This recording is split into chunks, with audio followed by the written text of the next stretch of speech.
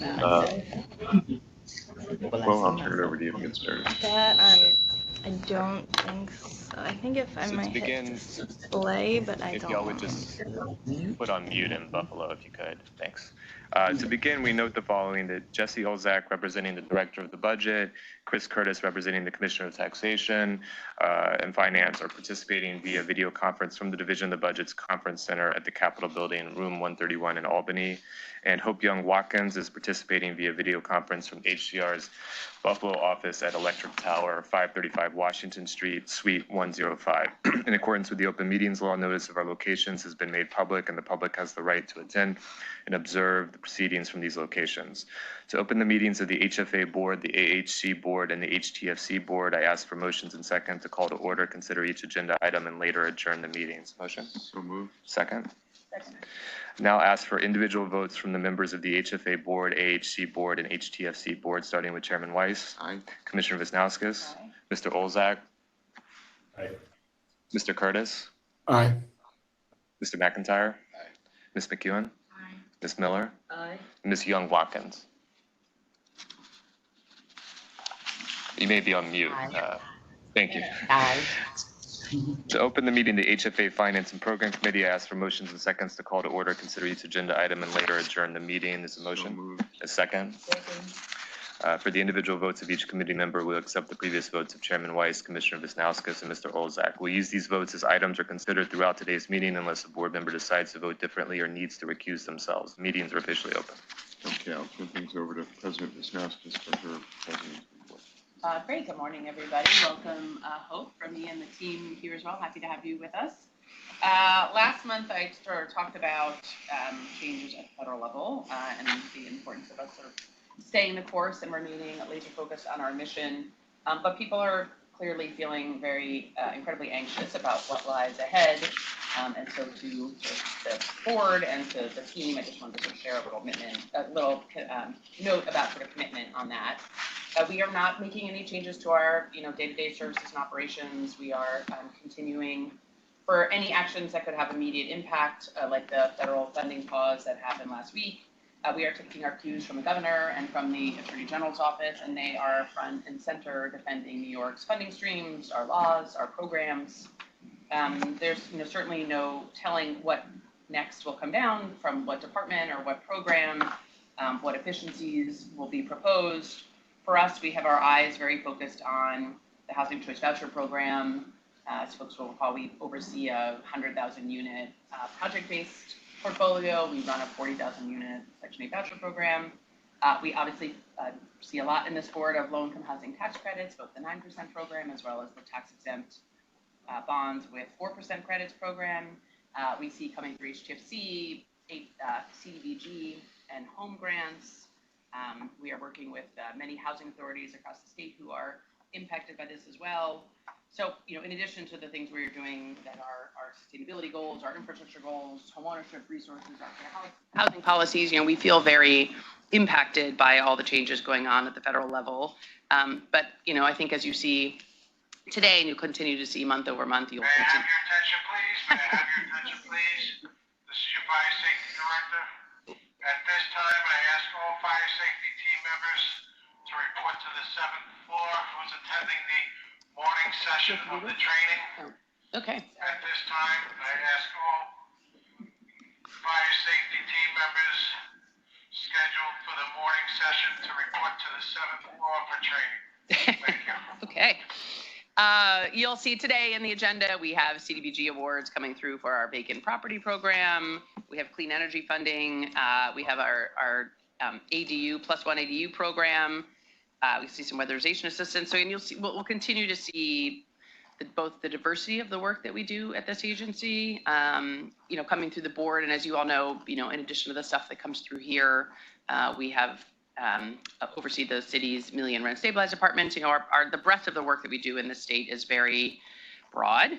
I'm going to be up in Albany at the end of the month doing my budget hearing. But I just sort of wanted to say to all of you and to everyone else, we are committed to our mission. We are committed to the programs that we run, and we will continue to serve New Yorkers in the way that we do now through this somewhat turbulent times.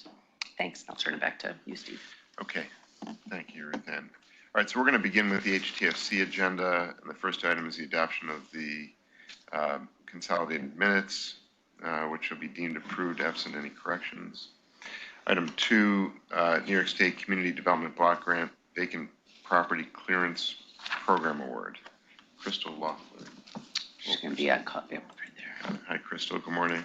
Hi, good morning. Can you hear me okay? Yes. Okay, thank you. So the Office of Community Renewal has launched a new open round funding opportunity last year, offering up to $10 million in CDBG funding to support demolition and clearance projects. This month, we are advancing the second application for award. The Village of Fort Edward in Washington County has requested $275,000 to assist in the demolition and related costs to clear 2 vacant and structurally unsound buildings.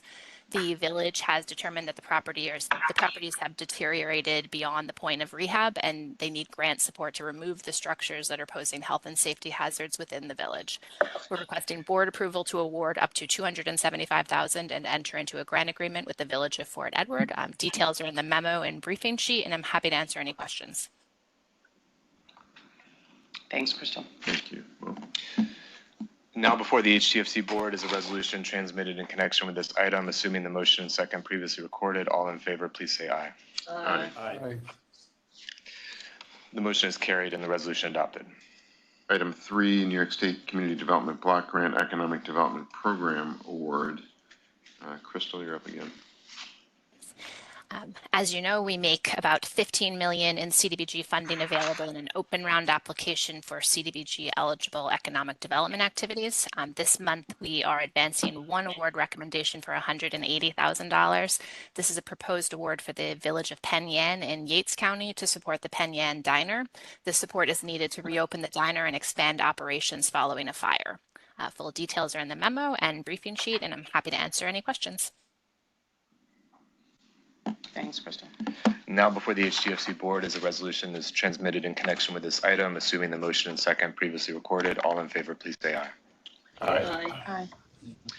The motion is carried, the resolution adopted. Thank you. Item 4, Leading in Lead Prevention Pilot Program Awards. Crystal. The 2024 and 2025 New York State budgets each appropriated $20 million to support lead hazard remediation and rental units. Last year, HCR launched the Leading in Lead Prevention Pilot Program to provide grant funds to assist owners of multifamily rental properties with costs associated with lead hazard remediation. The program is designed to align with Department of Health initiatives and specifically serve DOH-identified communities of concern, which are communities having elevated health risks and disparities. This month, we are seeking approval to award our second round of funding to local administrators serving 24 communities of concern throughout the state. Specifically, we're requesting approval to award over $21 million in funding and enter into grant agreements with the 18 awardees identified in the memo. Happy to take any questions. This is great. Thank you, Crystal. Thanks. Well, Now before the HTFC board is a resolution transmitted in connection with this item. Assuming the motion and second previously recorded, all in favor, please say aye. Aye. aye. The motion is carried, the resolution adopted. Thank you. Item 5, Land Bank Initiative Awards. Crystal, last one. Last one. OCR offers an open round request for applications to allow land banks to request land bank initiative funding as new project needs arise. This month, we are seeking approval to award just over $5.6 million among 5 land banks. Awardees include Buffalo Erie Niagara Land Bank, Essex County Land Bank, Greater Syracuse Land Bank, and the Capital Region Land Bank, which covers Schenectady and Amsterdam, and the Wayne County Land Bank. The land banks are using the funds to support a variety of activities, including pre-development work, acquisitions, demolition, building stabilization, rehab, and construction. Sometimes these are as standalone activities, and sometimes the funds are used to complete projects from start to finish. I think I mentioned this before, but we're trying to allow the land banks to embrace the flexibility of the funding source and really meet their specific local needs. I'll also highlight that some of this funding this month is going to 3 land banks that are participating with us in what we're calling the cross-mod pilot. Through a competitive round, we selected 3 land banks to work with us to test pricing and the permitting and approval processes for siting HUD code manufactured homes as infill and new development housing. We've identified an approved vendor through an RFP process, and the land banks are now contracting directly with that vendor to purchase the homes. We're providing this funding to support the purchase and installation fully of the cross-mod homes in Schenectady, Syracuse, and the town of Newcomb up in Essex County. And these homes will be sold to low or moderate income home buyers in each of these communities. The pilot is underway. We're very excited about it, and I'm hopeful that we'll have good news and more details to share within a couple of months. So thank you for your consideration, and I'm happy to answer any questions from the members. That's great. Thank you. Thanks, Crystal. Sounds like we need a field trip. That's amazing that we've gotten to that point. Yeah. It's been a long time, and I think it's a great trial, and I hope it leads to a lot more. We will definitely, if we don't get there, we will come with photos so folks can see. Yeah, It's great. really, we're really excited. Okay, thank you, Crystal. Will? And now before the HTFC board is a resolution transmitted in connection with this item. Assuming the motion and second previously recorded, all in favor, please say aye. Aye. The motion is carried. The resolution adopted. Okay, item 6, DHCR to HTFC funds transfer for weatherization, and Samantha Pierce, Vice President of Sustainability, will present. Good morning. Computer this time. Good morning, everyone. My first item up before the board is a request to transfer up to $4 million from our DHCR Weatherization Assistance Program funding to our weatherization program side under HTFC to fund both our staffing that's hired under and employed under our HTFC weatherization program, as well as to bring on some consultants to perform necessary work such as Davis-Bacon compliance. Happy to take any questions. That's federal funds? These are federal funds, yes. Are they in hand? They are not in hand, so these ones are still flowing as of this week. And so as soon as we make the motion to allow the funds to transfer, we can draw down on the funds. We don't generally like pull down entire like federal grants. So it's different sort of by grant, but in this case, we would be drawing it down. And we'd actually ourselves this goes through. Correct, the yeah, our controller's process. office. It's not even our drawdown. But given the current situation, is this going to be done wholesale? You're going to So this take is the entire amount? Yeah, this is unfortunately the way this particular grant is structured. We're not allowed to request funds in advance of expending them. We can only expend once we've expended the funds. Yeah, it's like a reimbursement based. Okay. Is there a way to get invoices in advance? Sort of thinking about anticipated spending? Yeah, we've definitely been looking at some creative solutions. I just want to be clear that this particular request is for our own internal admin expenses, so there's not a ton of creativity, as I understand, that we can come up with there. The next discussion will be more on the programmatic side, but this is to cover our own internal expenses. So this is pulling it from the federal government to the state, and then you'll continue to draw it the way you typically would, just not from the feds, but from the state.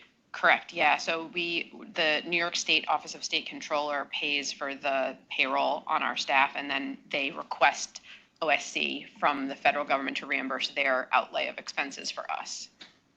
So the real question is whether the controller's office can advance the money. Yes, and we've seen payments have been going out, so that's been happening to Ruth Ann's opening remarks. Okay, thank you. Well, Now before the HTFC board is a resolution transmitted in connection with this item. Assuming the motion and second previously recorded, all in favor, please say aye. aye. The motion is carried. The resolution adopted. Item 7, creation of HTFC heap weatherization program. Samantha, you're up again. Great, thank you so much. So the second item is actually an extension of a board approval that happened in December 2023 to create the HEAP program under the HEAP weatherization program under HTFC, whereas we had received approval and ran a program to transfer DHCR weatherization funds under our HEAP source of funding under HTFC for efficiency purposes. And what I'm requesting before the board today is the allowance to transfer an additional $50 million of our HEAP federal funding under that program creation to expand our HEAP weatherization HTFC programming. Don't worry if you couldn't totally. It's a lot of acronyms. But. Yeah. A lot of acronyms. Apologies. Happy to take any questions. This one is for programmatic dollars, so I'm happy to answer any additional questions you might have on that. Thank you. Well, now before the HTFC board is a resolution transmitted in connection with this item. Assuming the motion and second previously recorded, all in favor, please say aye. Aye. The motion is carried and the resolution done. Great, thanks. Item 8, Billion Oyster Project Subrecipient Agreement, and Rachel Weeder, Chief of Staff, Home Ownership and Community Development, will present this item. Good morning. Good morning. At the Office of Resilient Homes and Communities, we're seeking authorization to extend our contract with a nonprofit organization called the Billion Oyster Project, and to increase their budget by $2.5 million. They're starting a third, this would authorize them to start a third phase of the work that they'd be doing with us. And it's to implant oysters on breakwaters that we have finished construction on that are off the coast of Staten Island. It's the living portion of the Living Breakwaters project. It was a rebuild by design competition project that won, that we've been administering with CDBG DR funds. This portion of the funding that we'll be giving to the Billion Oyster Project will be state appropriated funds.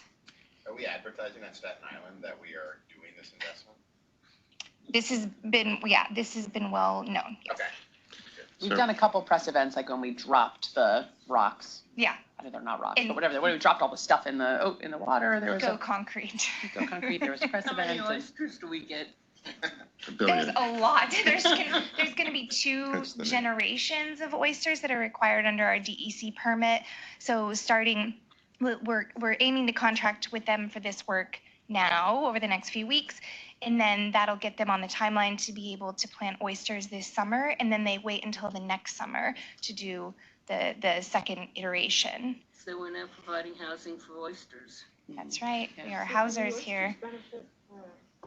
Talk about why the oysters. Yeah.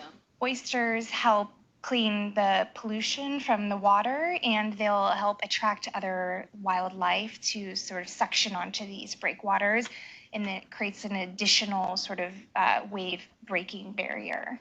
So it's a resilience. So It is a increases the resiliency. resilience. It does. So Rachel, this is the 5th amendment under this contract. Yeah. And I'm just wondering, I mean, when we approved this the first time, did we anticipate the use of the money over a number of years? Yeah, we've just been giving it to them as they've been doing different phases of work. They did permitting for us. They did educational programming with the public schools in New York City around oysters. And so now doing another amendment to give them the third phase of the work. Yeah. So I'm wondering, just as a matter of sort of board governance, if we could authorize the future use when we initially approved matters like this, and then just get an update as opposed to having to come back to the board for approval. Certainly something we can. You asking so that it doesn't have to constantly come back to the board? Well, and this is the 5th amendment that we've Right. done, and I'm just wondering whether there's a, maybe a more productive way of, More efficient more efficient way. government way. Yeah, that's So a good that's, suggestion. We'll take a look. Yeah. Do you anticipate more minutes? For this contract, I do not. I do anticipate coming back to the board though within the next year, are on the oysters, because part of our permit with DEC requires years of monitoring. And so we are going to bring on a firm to help us do the monitoring that's associated with this work. And so we will need to come back and contract with an entity to do that. Yeah. Yeah, no, I think an update would be helpful, but you know, so mechanically, some of these I think can be This next kind of set up in piece advance. would be probably with a different firm unless this Yeah. this nonprofit applies to our procurement. But so then it would be sort of a separate request for authorization to contract. Got it. Yeah. Okay. Thank you. You actually see samples to make sure that Well. in fact we're getting good oysters. I mean, do you really want to eat oysters that are in the? No. Maybe. Although we can ask about oysters for the Those famous Staten Island oysters. The one question on the This resiliency, project needs to walk. on the resiliency projects, are we actually engaging with insurance companies? I know like there's a handful of insurance companies, like particularly that provide insurance to homeowners in Staten Island. Obviously, investment in resiliency is supposed to have benefits, so just thinking about like ways to, again, weave this through benefits for communities from this investment. We have, not specifically with this project, but we have been trying to engage with the Insurance Trade Association to talk about some of the resiliency projects we're doing. We have not been able to sort of have a list of resilient, like home improvement items for resilience that homeowners would definitely get a reduction on insurance with. If you think there's introductions you could make, that would be helpful. It's definitely something we're also interested in exploring more. Yeah, I mean, whether it's, I've been having a conversation with like Aon and Swiss Re and other folks on the reinsurance side who are also very influential in driving policies down to that. So just interested because they're obviously interested in solution finding as well, given the fact that like they would rather be issuing policies than pulling out a market. That's right. The stuff always impacts obviously on resiliency of communities, not just, you know, so. Definitely. Thank you. I have one more item. Yeah. Now before the HTFC board is a resolution transmitted in connection with this item, assuming the motion and second previously recorded. All in favor, please say aye. Aye. Motion is carried. The resolution adopted. Okay, item 9, Lero Engineers Incorporated Project Management Support Services Contract. Rachel. This one has also been to the board for amendments multiple times.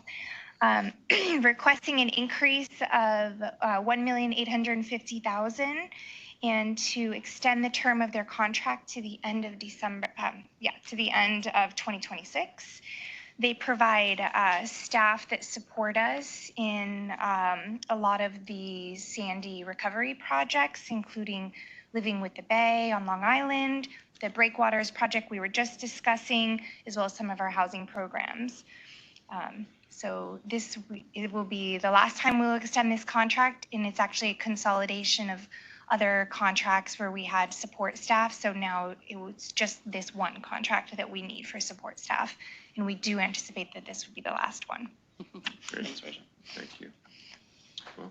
Now before the HTFC board is a resolution transmitted in connection with this item, assuming the motion and second previously recorded. All in favor, please say aye. Aye. Motion is carried and the resolution adopted. Thanks, Rachel. Thank you.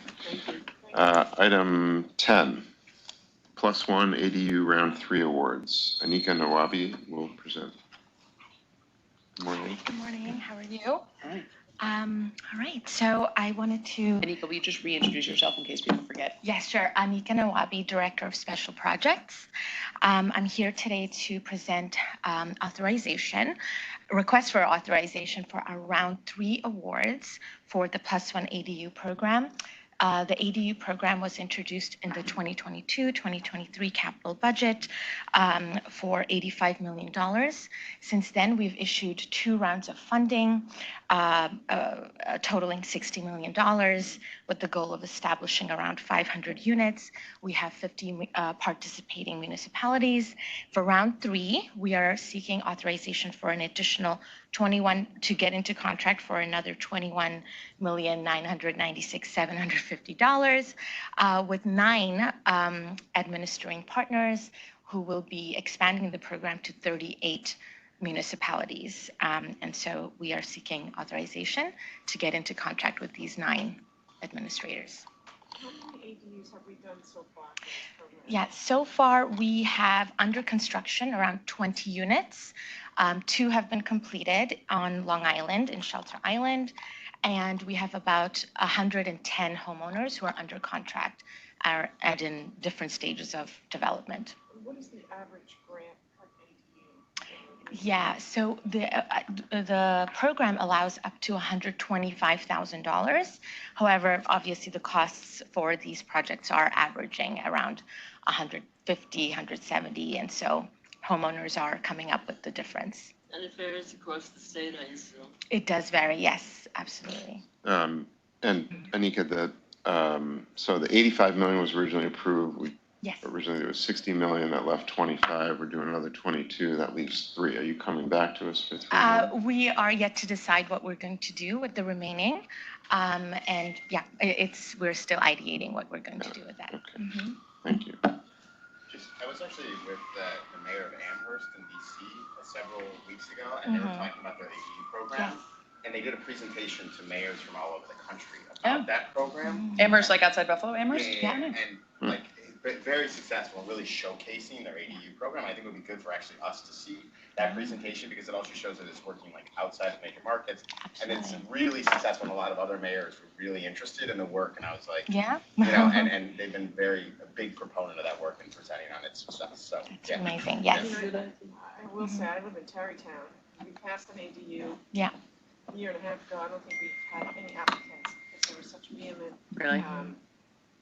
response against ADUs. So we have a lot of ADUs that are illegal. We have, I think, one application where they're legalizing an illegal ADU, but the community was completely against it. Right. I shouldn't say that. The loudest voices were against it. And I think that put fear in homeowners wanting to go for a permit. It's good to see them listed in here as a community. Yes. Because the people that need them need money.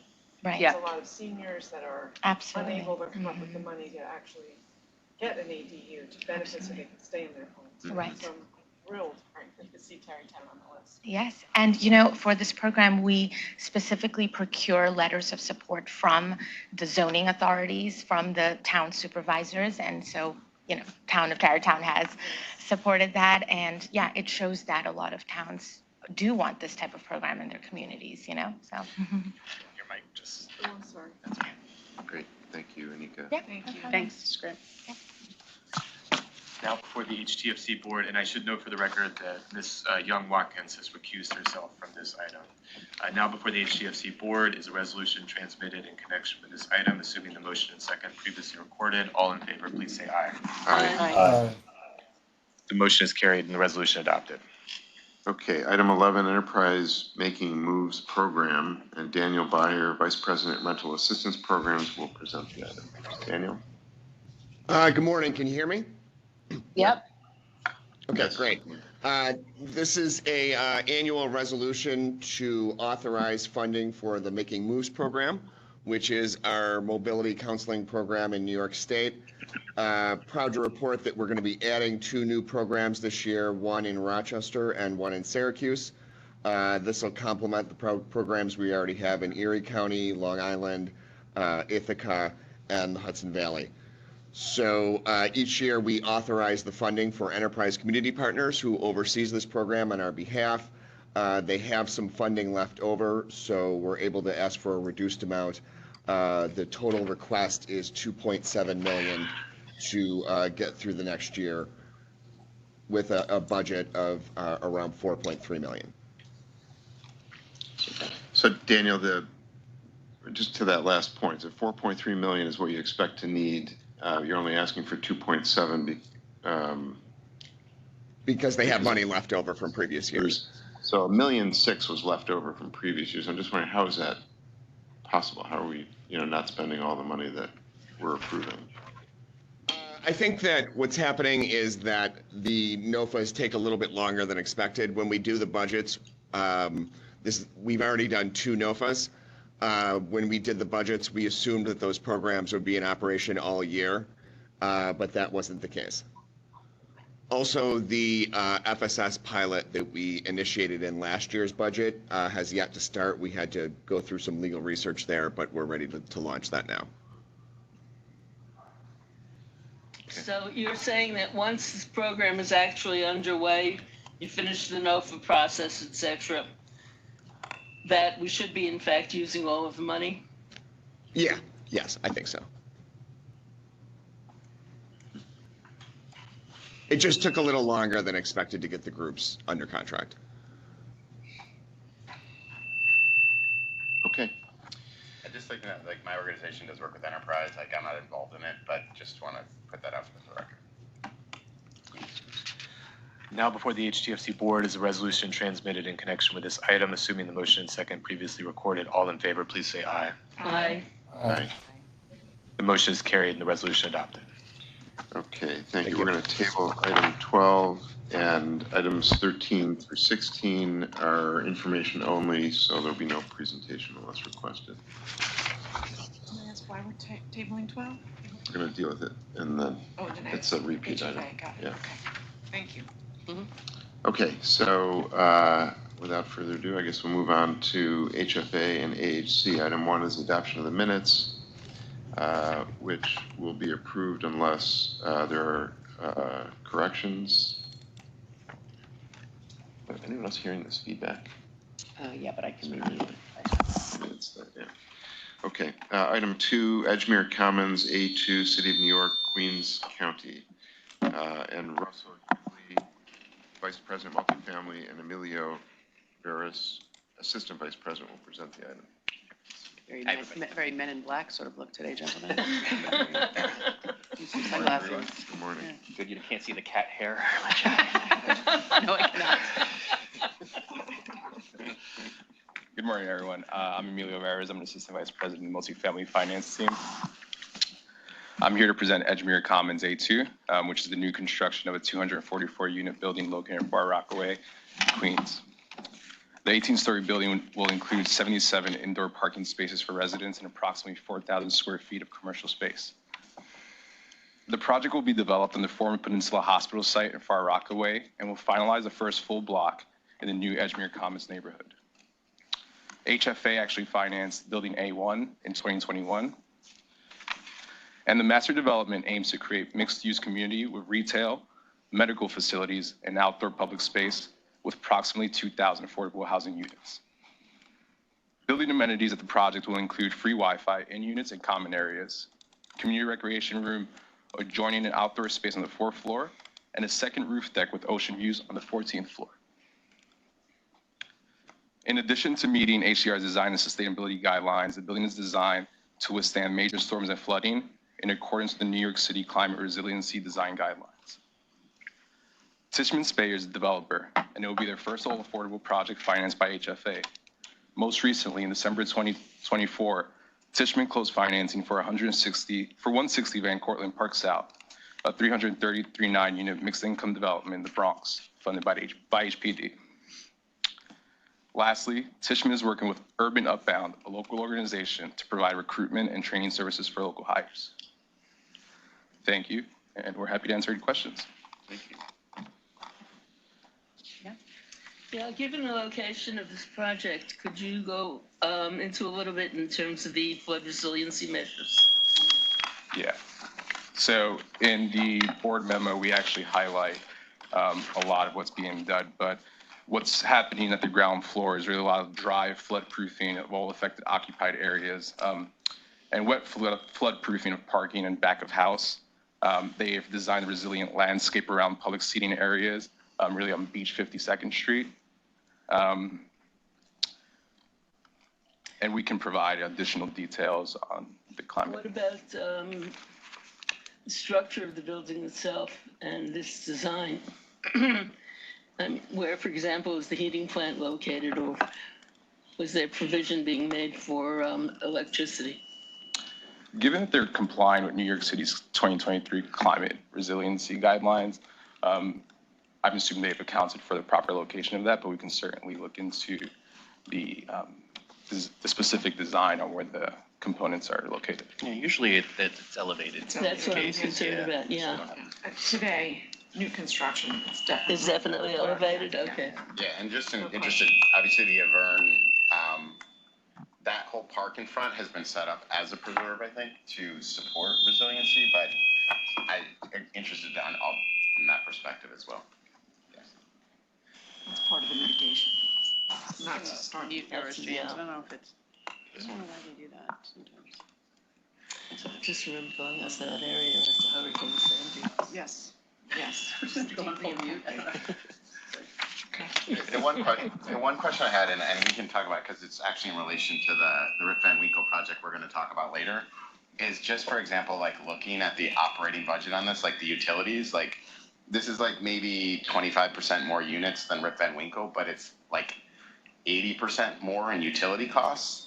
Like this has $650,000 in utility costs versus Rip Van Winkle is starting at $80,000 in utility costs. So that is a major difference. And so just understanding as we're approaching these buildings, like that's $10 million plus kind of thing over time, and whether or not there's a thinking about, I know design guidelines and other things, but just it's expensive not to invest in higher quality buildings perhaps up front. And this is like a perfect case of showing $600,000 a year different in utility costs between this and Rip Van Winkle.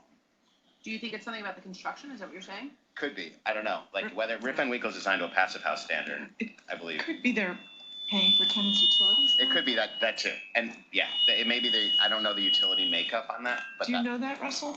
For which one? Are they, for this one, does the 600 represent payment for the utilities for the residents as well? Yeah. Is so that the tenants difference? are paying for their own electric, which includes, okay. You know, let's say electric for their appliances in home, but then also for hot water heating because it's fully heating. Yeah, the utilities in the budget would be for common. RIP. The tenants are paying their own. It could be RIP that's paying for the heating. Yeah. But yeah, I just think that's something that stuck out to me in terms of that. The other thing too is on the solar side, there's been a ton of innovation and technology that allow tenants to receive benefits of solar, and that you can actually sort of size larger systems, and then ultimately, like, I was on a panel actually with a guy from a company that does this, like it's called Shine. But like, I think that's interesting exploring so that you can actually size larger solar systems and then accrue that benefit down to the tenants. So there's actually a program coming down the pike, Solar for One, which I think HPD already kind of employs. Samantha at some point will probably be talking about it, where there's incentives. We're going to be providing grants for solar, which will benefit tenants in certain ways. They have to meet certain incentives in order to benefit the tenants. So yeah, that's sort of on its way. Right to the tenants is really important. Yeah, it allows for larger systems because most people size their solar based on common area usage. Okay. Yeah. Right. And it's worth noting that, you know, we're underwriting to solar savings and utility analysis.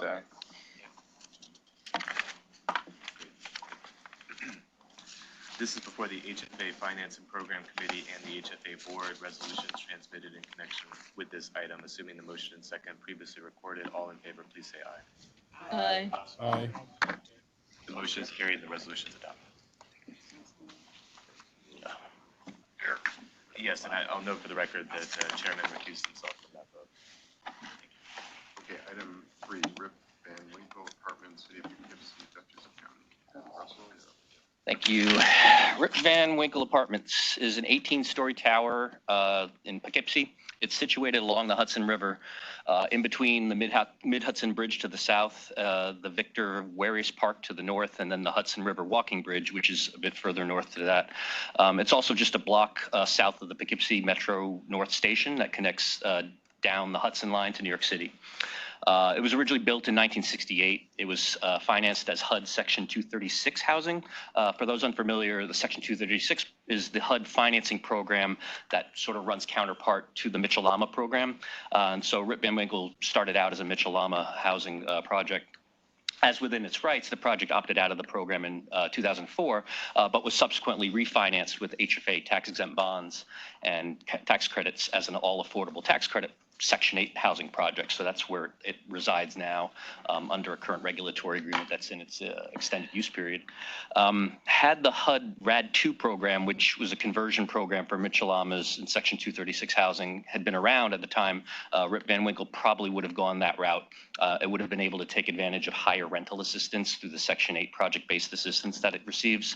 Nevertheless, all 178 units, revenue-generating units, are currently covered by Section 8 project-based rental assistance. It's just that rental assistance increases based on operational cost adjustment rather than based on the fair market rents of the area. So the revenue stream has not been as heavy as it would be under the RAD 2 program.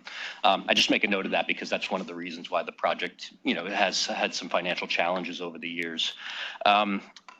Also, rising expenses, property management challenges, and the wear and tear on a 57-year-old building is why the project is in need of injection of capital to help bring the building to a more stable position for an extended period of time.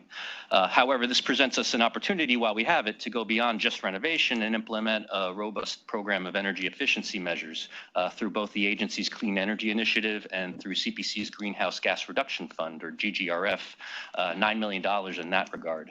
It's getting from the program to fully convert the building to electrification, along with other measures to help reduce energy. They're estimating by nearly 70% as a result. This may be the agency's first project to benefit from the GGRF program. I believe there's another project that's nearing completion in Tarrytown that's sort of running neck and neck with Rip Van Winkle for this honor and distinction. So we'll see. Today. All right, I think they're going to win. All right, can we approve this now?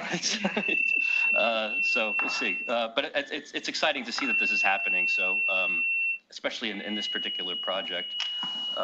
Other energy efficiency measures will include new windows, new heat pumps, domestic water system upgrades, air conditioners, rooftop energy recovery ventilators. There'll be building envelope upgrades, low flow plumbing, LED lighting, and solar energy retrofitting, by the way, which will qualify for solar tax credits. As is our practice to not utilize tax-exempt bond and volume cap 4% credits on preservation projects, a means to preserve volume cap for our larger new construction initiatives, Rip Van Winkle will be able to be financed through a host of other sources. And that includes our state low-income housing tax credits at a 9% rate, our multifamily preservation program subsidy, the CPC first mortgage that'll be insured by Freddie Mac, an equity loan from the sponsor to bridge the financing during construction until the state tax credits come in. And then, as I mentioned earlier, the energy efficiency financing that we're getting through CPC and our Clean Energy Initiative. Solar tax credits also. Solar tax credits too, yes. Related Affordable is the project sponsor. Its single-purpose entity borrower will be acquiring the project from GHC Housing Partners through an agreement between the two in 2022, whereby Related began assisting in facilitating new property management of the building and a rather robust plan for its renovation and stabilization. The acquisition cost is covered primarily by the new CPC Freddie First Mortgage loan, and it largely includes paying off existing debt on the property. Related Affordable has a long track record of affordable Section 8 housing preservation in conjunction with the agency. We worked together to renovate and stabilize 5 large properties in a bundle back in 2021, 1,300 units. Most of them are up in Amherst near Buffalo, and then one in Middletown. So this is something that they're used to doing, and they've definitely demonstrated the capacity to do this. And this financing provides an opportunity to show as an example how existing buildings can go beyond renovation and innovative and creative energy efficiency programs that are available to preserve affordable housing for the longest period of time. Thank you. Note for the record that Chairman Weiss and Ms. McEwen have recused themselves from this vote. This is also, again, the same item as item 12 on the HTFC board agenda. Now before the HFA board and the HTFC board are resolutions transmitted in connection with this item. Assuming the motion and second previously recorded, all in favor, please say aye. Aye. Aye. Motion is carried. The resolution is adopted. Okay, item 4. Kitty House, City of New York, Bronx County, Russell. Kitty House, I like Kitty House. Yeah, it's Kitty. Yeah, from a former Mitchell-Lama, Art Rip Van Winkle, to a current Mitchell-Lama. This one is affordable Mitchell-Lama rental housing for seniors in the Bronx, known as Kitty. It's a 14-story building, 295 units, located in Fordham, originally built in 1969. Senior housing, the original plan was more of like a traditional senior services design. So there's a common kitchen and other facilities for senior services. Over the years, it's not proved so practical for the building as a whole, especially as some of the units, and most of these units are studios, by the way, with a few one bedrooms, don't have kitchens. So again, similar to Rip Van Winkle, there's an opportunity here to go beyond just renovation and rehabilitation to modernize the layout of the building, make it more energy efficient, to preserve it for a longer period of time. Our agency's Office of Housing Preservation works with me and my team to identify and prioritize the state's assets that are in most need of addressment. This includes our Mitchell-Lama portfolio. So Kitty is one of those identified projects in our portfolio. Catay will utilize financing through our Mitchell-Lama loan program subsidy to cover rehabilitation and energy efficiency upgrade costs. The project will use a construction period loan from Greystone to cover acquisition costs, and that will convert to a permanent Fannie Mae insured loan at completion. Seniors at Catay will continue to benefit from meal and healthcare services coordinated by the property manager. The property manager will become the owner of the building upon the refinancing. Amenities for the residents include the common kitchen facility, a dining hall, recreation rooms, a doctor's office, and on-site parking. The current owner of the property is the new Jewish Home, an unrelated party to the borrower, who will be selling the building, as I said, to the current property manager, which is Citadel Care Centers and Metropolitan Realty Group. Their intimate knowledge of the property has allowed them to sort of coordinate well with the tenants and come up with a comprehensive scope of work and a feasible financing plan. Based on an integrated physical needs assessment that was completed in 2023, noted that there are structural frame and building envelope issues, window and insulation and electrical systems that are in fair to poor condition that need to be rehabilitated. The scope of work includes interior and exterior repairs and upgrades, the installation of new electric and mechanical systems and bathroom renovations, and of course the units that don't have kitchens will now have kitchens installed. 74 units are currently vacant. Those will be fully renovated and brought up to housing quality standard, HQS, that's HUD's quality standard compliance. What that means is that it'll also allow them to benefit from project-based Section 8 rental assistance. The project was awarded PBVs from our agency last year.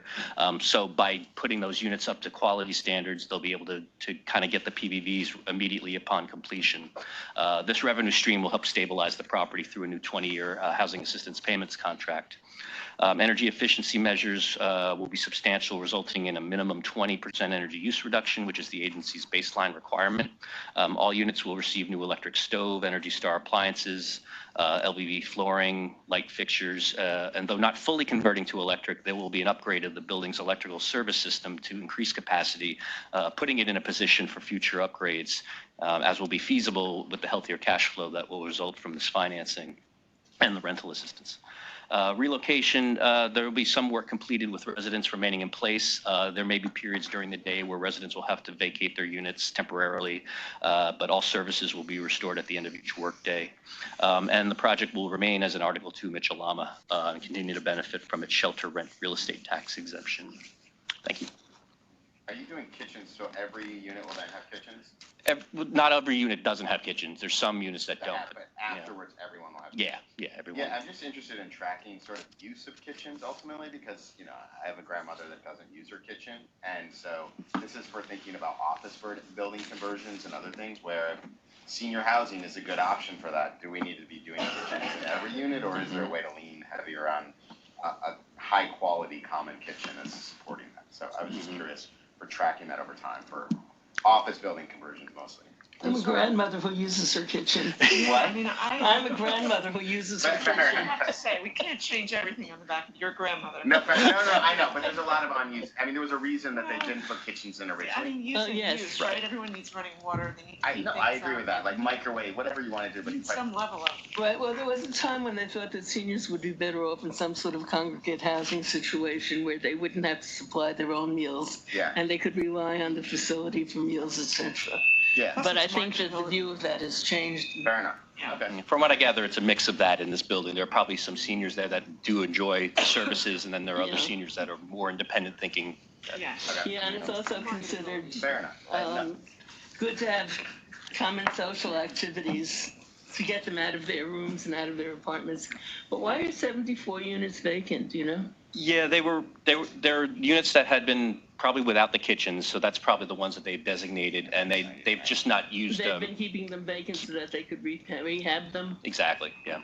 And that allows the Section 8 benefits to come into those units in a much more streamlined way, so. Always glad to see senior housing. Yeah. Yeah. Now before the HFA board is a resolution transmitted in connection with this item. Assuming the motion is second, previously recorded, all in favor, please say aye. Aye. The motion is carried, the resolution adopted. Great, thanks. Let's see, item 5, Mills at High Falls, City of Rochester, Monroe County, Russell. Sure. The Mills at High Falls refinancing. As this project was permanently converted in 2010, 10. The Mills at High Falls, it's an all-affordable 67-unit housing project in the city of Rochester. It's had difficulty maintaining its financial solvency in general due to rising expenses and limited revenue. Classic case. The situation was exacerbated during and after the COVID pandemic. The project has received forbearances on its HFA bond finance first mortgage, originally $3.9 million at a rate of 5.5%, with a current remaining balance of about $2.98 million. A temporary suspension of its servicing fee and reserve requirements. The project continues to make its tax and insurance escrow payments. It's not defaulted on any of its loans. The project's physical condition has been well maintained, but the project is currently in its third forbearance since 2021. All forbearances and extensions have previously been presented and approved by the HFA board, whereby at this point it's making its third forbearance a monthly debt service payment of $1,000 per month. The current forbearance extension was requested by our Office of Housing Preservation and approved by the board back in July of last year, went into effect in August. It's set to expire at the end of this month. So this request is for the approval to refinance that remaining first mortgage balance with our HFA multifamily preservation program subsidy, thereby reducing the borrower's obligations to a 1% interest-only loan with principal and interest due at maturity. The outstanding long-term bonds will be paid off with the subsidy and the bonds redeemed with the coordination of our debt issuance and treasury units. In addition, the project was awarded 25 project-based vouchers last year. That's still in process to get up and running. This additional revenue, we hope, will, once finalized, and coupled with this refinancing, will help put the project on a better, stable financial condition for years to come. A new HFA regulatory agreement will come with the refinancing, extending the affordability for another 40 years. This is the first step. I think there's a long-term plan that needs to be sort of fully fleshed out and coordinated to kind of keep this project viable for a long period of time, looking into continued efforts to reduce expenses, renegotiation of their insurance costs, administrative and maintenance efficiencies. We can look at stabilized but not overburdened rent increase structure. Tenants cannot pay more than 30% of their monthly income towards rent, so that always has to be taken into consideration. Securing additional PBVs is another option I think we can look at. Energy efficiency incentives can cut operational costs and increase resident occupancy stability for a healthier stream of revenue.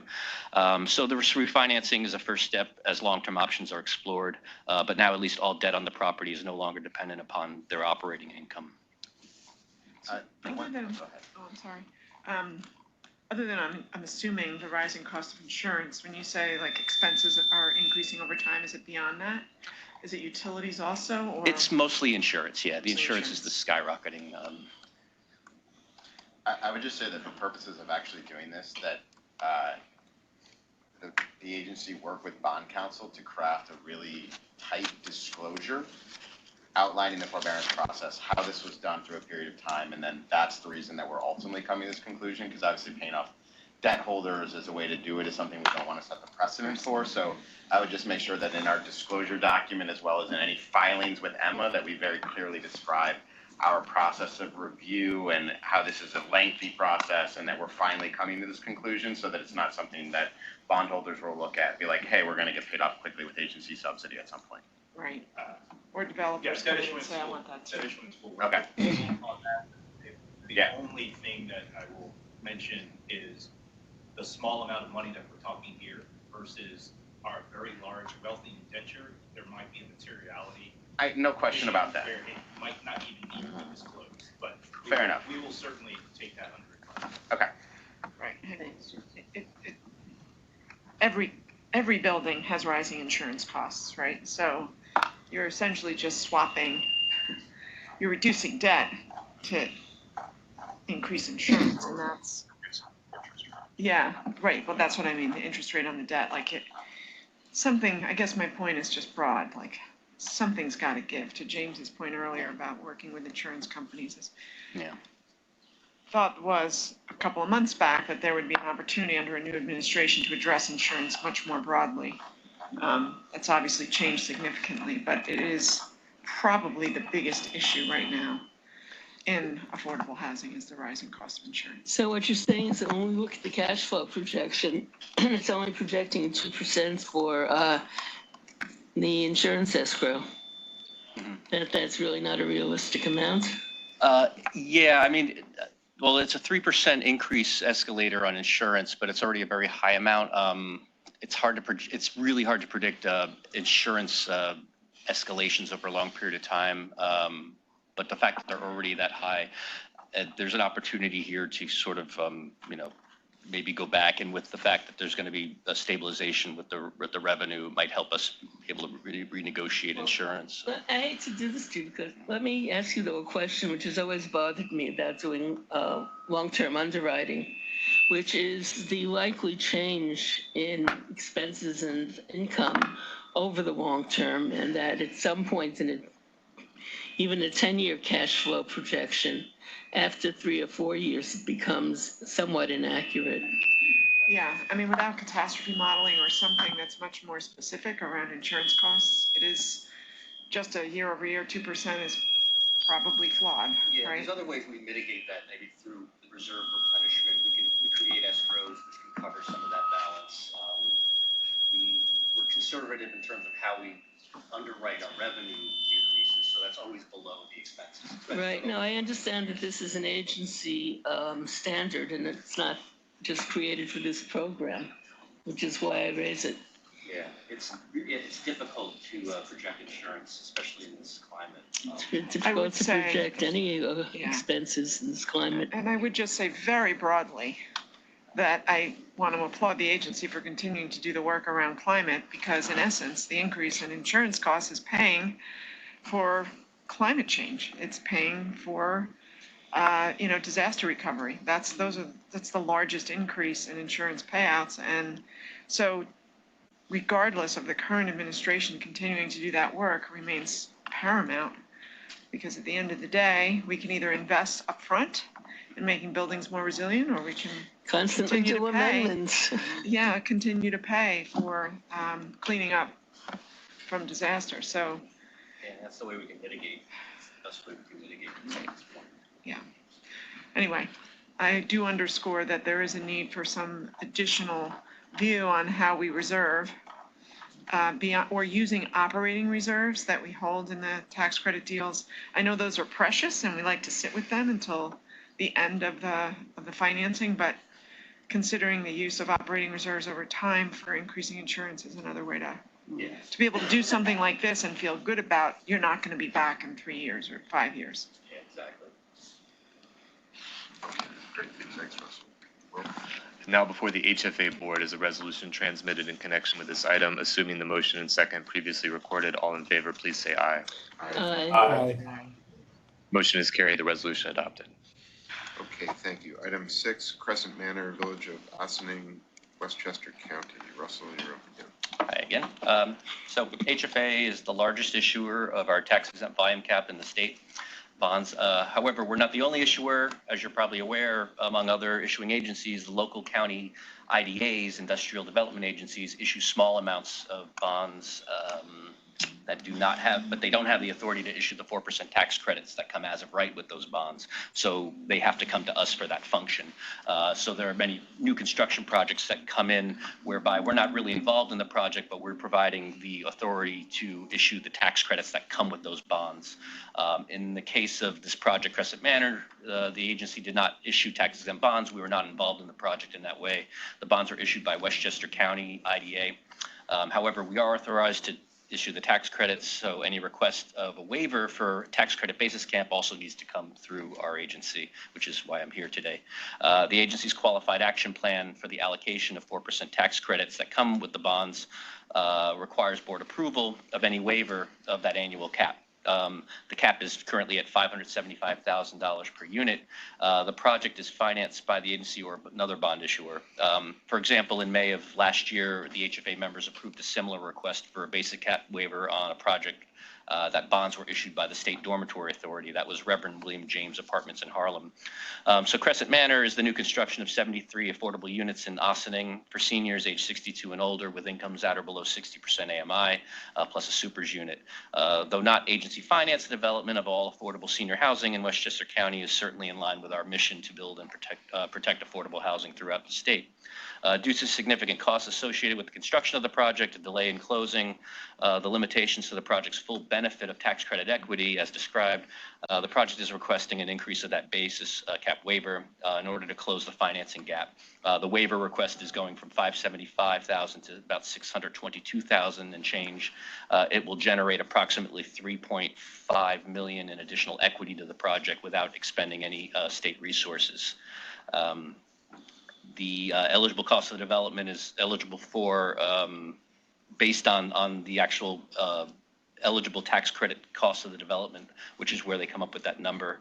The agency has permitted a waiver of its cap in certain cases where projects are located outside of a HUD QCT qualified census tract or difficult to development area. Those areas will automatically give a 30% boost to the tax credit equity, but this is not located in one of those areas, so it can't benefit from that.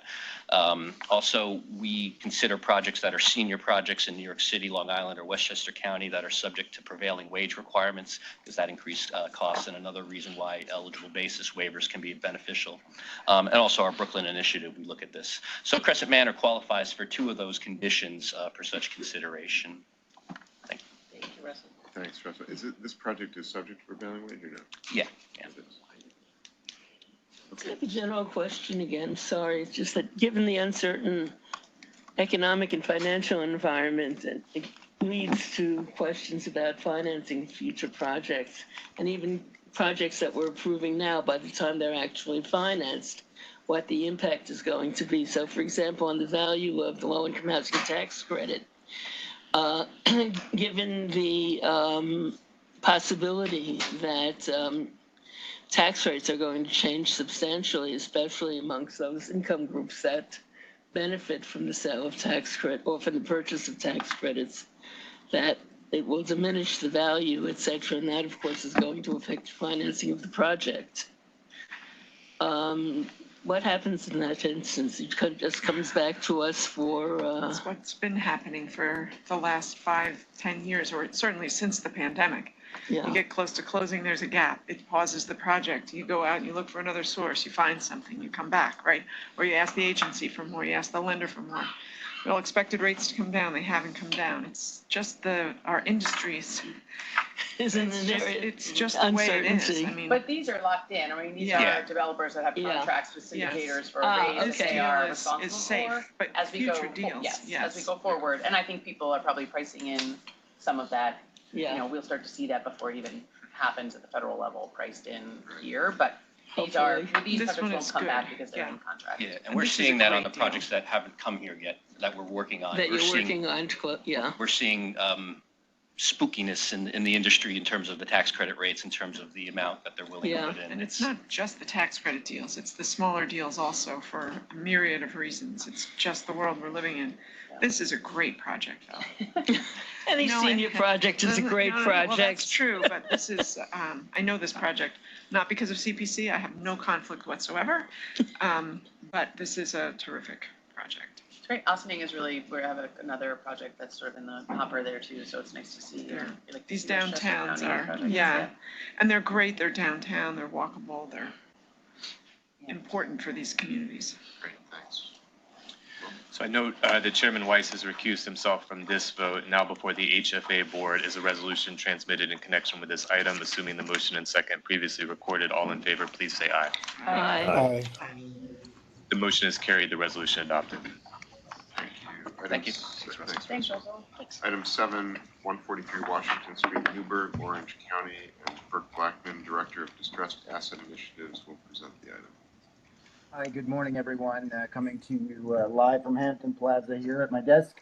This is a request to use $2.25 million in small building participation loan program subsidy for the gut rehab of a vacant 3-story row house and the construction of a 3-story addition, which will create 15 apartments in downtown Newburgh, Orange County. 5 studio units will be ESHI funded supportive units. They'll be reserved for persons age 50 plus who are reentering the community from incarceration. The other 10 units, which are a mix of studios and 1 and 2 bedrooms, will be affordable at 80% AMI. The Osborne Association will be the supportive services provider for the 5 ESHI units. It's part of their Elder Reentry Initiative, an innovative program that has recently been expanding outside of New York City. The property is mere blocks from Newburgh's central business districts. It's currently owned by the Newburgh Community Land Bank and has been vacant for over a decade. The land bank selected this project and the developer through an RFP process, and they'll be providing almost $290,000 in pass-through grant funding from OCR's land bank initiative. They're also selling the building into the project at a fifth of its appraised value. The city of Newburgh is also contributing a $50,000 grant toward the architectural design. It'll be a fully electric building. Hot water will be included in tenant rent. Project amenities include in-unit washer and dryer for the larger units, the 1 and 2 bedrooms. There'll be a shared laundry for the studios, as well as indoor bike storage and a landscape backyard. The developers here are the principals of an MBE and WBE certified planning and development consulting firm based in New York City, BJH Advisors. They've completed several smaller residential projects, but this will be their first use of agency funding. This project will address multiple agency goals. It enjoys local support and will reactivate a long vacant corner in Newburgh's developing downtown core. So we are happy to recommend it for funding. Great. The only thing I add on that is the artwork on the existing vacant building, like, is that important to preserve? Obviously, it looks like someone had done that, and I wasn't sure if that was something we should be sensitive to as part of this. So those panels were part of an installation that I believe was coordinated with a local festival. Those boards have been on various land bank buildings. I assume they will reutilize them, but they were specific to an installation for a festival, I think, frankly, during COVID. So they've been up for a while. Okay. Thanks, Bert. Note for the record that Ms. McEwen has recused herself from this vote. Now before the HFA board is a resolution transmitted in connection with this item. Assuming the motion and second previously recorded, all in favor, please say aye. Aye. Aye. The motion is carried, the resolution adopted. Okay, the following item on the agenda is a consent item. There will be no presentations unless requested. Item 8, award of AHC grant funds for certain projects listed in the agenda. This is before the AHC board, a resolution transmitted in connection with this item. Assuming the motion and second previously recorded, all in favor, please say aye. Aye. Aye. The motion is carried, the resolution adopted. Okay, the remaining 2 items on the agenda are information only, and there will be no presentation unless requested. Okay, I guess we'll now take steps to adjourn the meeting. Sure. So we're going to adjourn the HTFC, HFA, and AHC meetings, and then we will open up the SONYMA meeting. Assuming the motion and second previously recorded to adjourn the HTFC, HFA, and AHC board meetings, all in favor of adjourning, please say aye. Aye. The motion is carried, and the HTFC, HFA, and AHC meetings are adjourned. Great. Wait, are you going to format now when Martin will open the meeting? Sure. If we're ready, anyone needs a break? Okay. All right. Now we are going to open the meeting of the State of New York Mortgage Agency. To begin, we note the following. Jesse Olzak, representing the Director of the Budget, is participating in the meeting via video conference from the Division of the Budget's Conference Center at the Capitol Building, Room 131 in Albany. In accordance with the Open Meetings Law, notice of our locations has been made public, and the public has the right to attend and observe the proceedings from these locations. To open the meeting of the SONYMA Board, I ask for motions and seconds to call to order, consider each agenda item, and later adjourn the meeting. Is there a motion? Motion. Second? Second. I now ask for individual votes for the members of the SONYMA Board, starting with Vice Chair Wisnauskas. Aye. Mr. Olzak. Aye. Mr. Freeman. Aye. Professor Ford. Aye. And Ms. Miller. Aye. Thank you. To open the meeting, the SONYMA Mortgage Insurance Committee asks for motions and seconds to call to order, consider each agenda item, and later adjourn the meeting. Vice Chair. Aye. Mr. Olzak. Second. For the individual votes of each committee member, we'll accept the previous votes of Vice Chair Wisnauskas and Mr. Olzak. We will use these votes as items are considered throughout today's meeting unless a board member decides to vote differently or needs to recuse themselves. Meetings of the SONYMA Board and the SONYMA Mortgage Insurance Committee are officially open. Great, thank you. We have 2 action items to get through today. So item number 1, what is the minutes? Adoption of the relevant sections of the consolidated minutes listed on the agenda, which shall be deemed approved, absent any corrections from any board members. Okay, hearing none. We have item number 2, which is mortgage insurance for Edgemere Commons, Building A2 in Far Rockaway, Queens. And Mike Friedman is going to present this to the board. Thanks, Mike.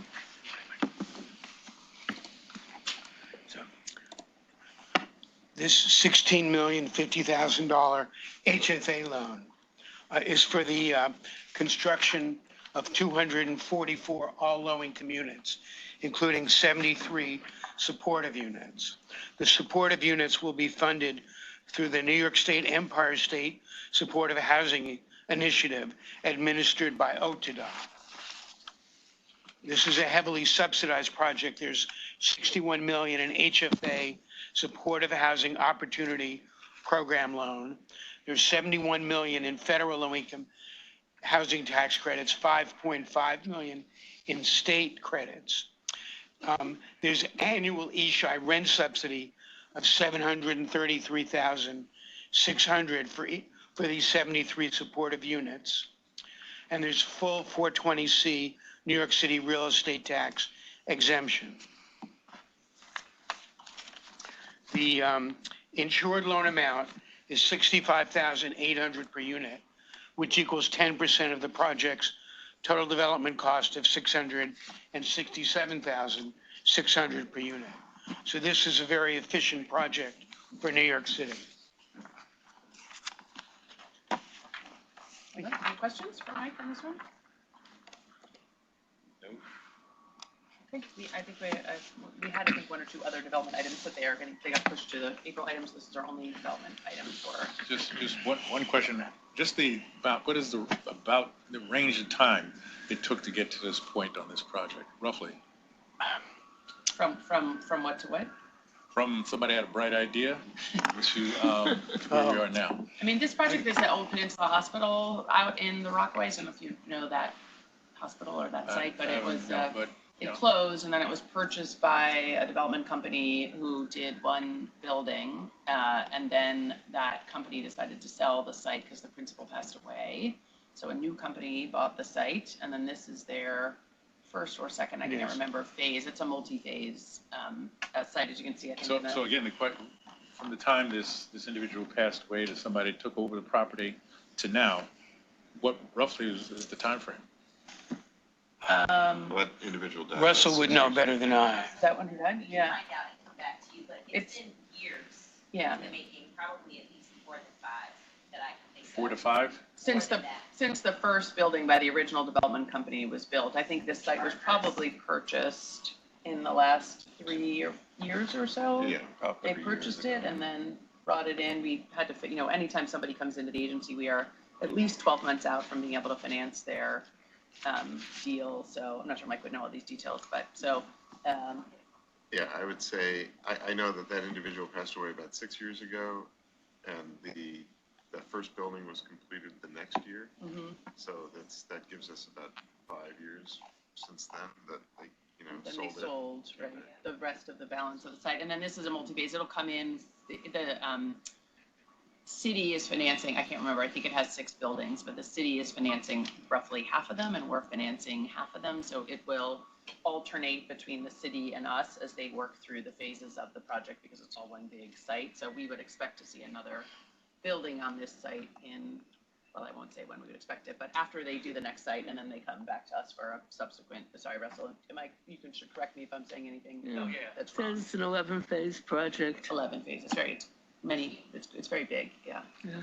I don't know if that answers what you're saying, and because I'm probably not really answering how long until, from when I'm not totally sure how to answer the question about how long it takes from someone has a good idea to when it gets here, but this is a very long project because it's a big, complicated site. Well, you did answer that part, yeah. So thank you. I just have a question. It's a little bit confusing to me. Tishman Speyer owned the site itself? Yes. They own the land, but this isn't a ground lease. Pardon? This is not a ground. This is not a ground lease. The building now owns the land or the site. Yes. Right. Okay. Yes. And Tishman is no longer involved. No, they are involved. No, they're the developer. They are involved. Yeah. They create a legal ownership entity, partnering with a nonprofit in order to benefit from the tax exemption that the property will get. So that's why you'll have a separate entity for the legal ownership versus the borrower ownership, which is the tax credit beneficial owner. Yeah, but they are the managing member. Give Rob my regards. So Tishman, so Tishman owns it, and they're doing the management by an outside company. Yeah, they're bringing Grenadier to manage. Okay, and Ariel's doing the architectural work. Okay. Did have a quick question. What type of contamination was there, and what was the level of it, if you know? I don't. Okay. Russell, do you know if this was the remediation that they're doing on the site? It is a brownfield site, so we had to go through DEC to get the remediation plan approved in order to be eligible for the tax credits. But we can get you more information on the brownfields if. Brownfield because of the hospital? There's like a remediation plan that had to be approved by the DEC, which I think last year was approved in November. So that'll be part of the site work that needs to be done and those brownfield tax credits. All right. That was it. I like it. Great. Should we take this one for a vote? Sure. This is before the Sunny Mae Mortgage Insurance Committee and the Sunny Mae Board. Resolutions transmitted in connection with this item. Assuming the motion and second previously recorded, all in favor, please say aye. Aye. The motion is carried. The resolution is adopted. So we have 4 information items that we can do presentations on if requested. They are item 3, the DECO update that was included in the board materials, the current agency procurement contracts and the lobbying restricted period. Item 5 is the annual report for the Sunny Mae Community Restoration Fund, the CRF. And item 6 is the MIF activity report for October. Commissioner, I just want to flag I might have to leave shortly. Apologies, Okay. Suddenly came up. So Thank you. I appreciate the heads up. The report is on page 54. 54. Yeah. Thank you. Okay, so if there's no presentation requested, we are going to adjourn the meeting. That was the insurance committee. That's what the board is. Sunny Mae Board is adjourning. There are only, the board items were the Edgemere Commons A2 presentation. As I say, we had 2 other project presentations, but both projects got pushed sort of at the last minute, so they weren't in the materials, to the April board. We're doing our big March reso, as we do sort of every March. So some projects that we thought were going to get included in that got pulled out. So both HFA and HTFC and Sunny Mae have smaller agendas this month, and they did because we don't have as many. And the DECO thing is by if you want to This is almost a record time for all 4 boards to. They put it as an information item. So we can now take steps to adjourn the meetings. That's okay with folks. We're meeting next on Tuesday, March 18th. We are meeting next month on a Tuesday instead of on a Thursday due to PACB timing and to get our approvals in order. Assuming the motion and second previously recorded, all in favor of adjourning, please say aye. Aye. Motion is carried. The meetings are adjourned. Thank you. We can stop recording, Lillian. Thank you. We could say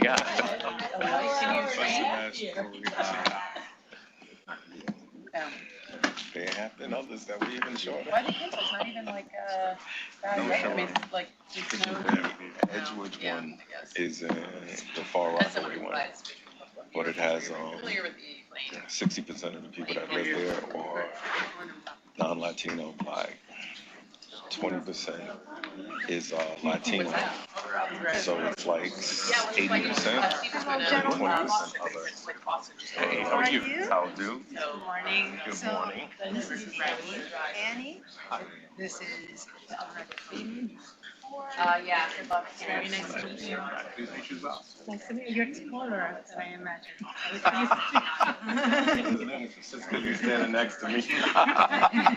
That was a relatively short meeting today. Yeah, 2 items got bumped, and then the Edgewood is actually a decent project. So. Okay. Now, what do you say? So, I thought we would get a further update on the MB. Just didn't make it to the agenda today. Well, information. yeah, they said if you don't want any presentations, they said it's so fast. Like if you don't want any presentations, we'll adjourn the meeting. That's how fast that was. I heard it. I wasn't gonna say much anyway, only because I'm getting copies of the other reports, the other quarterly reports. So I'm gonna take a look at those. And then, I wanna talk to Jason from ESD and find out from him how extensive these reports and stuff are. Because evidently they were saying before they can't consolidate the reports. Hi. Hello. Good to see you again. Joy, I'm running back upstairs. Nice speaking to you. So, you know, Joy, she heads up, I told you, Oh, but no, I Joy just- basically sets up our I mean, I think projects it's for word. the construction monitoring process. I sent it So to you. she's integral to our team. You know, it's lovely and interesting. People are very worried, and we have to figure out what the strategy is to address. No, busy. What the strategy is. Maybe sometimes. Yeah, Maybe it can get out of it doesn't, yeah, I'm sure, not on my level, we don't get there. That's what y'all here for.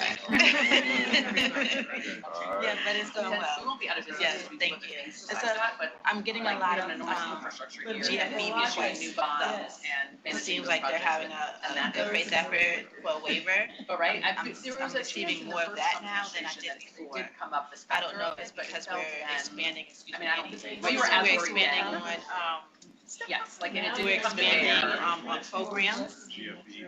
Good faith effort, so when a project is not meeting their Feel that if we goal, go to the they need to congressionals and receive, say XYZ, they're sort of like, waiver. it's really not in our control or it's beyond us, so. And it gets, yeah, so we're actually, we just sent, Do you happen to you know, the New York House of people happen to tell? So we just sent them actually all of Waller's, all the 4% busier and than 9% yields. If I have to be honest, Because they have to be mostly so, you upstate, know, there's big advocacy going on, a big organization, but. and I should know that answer.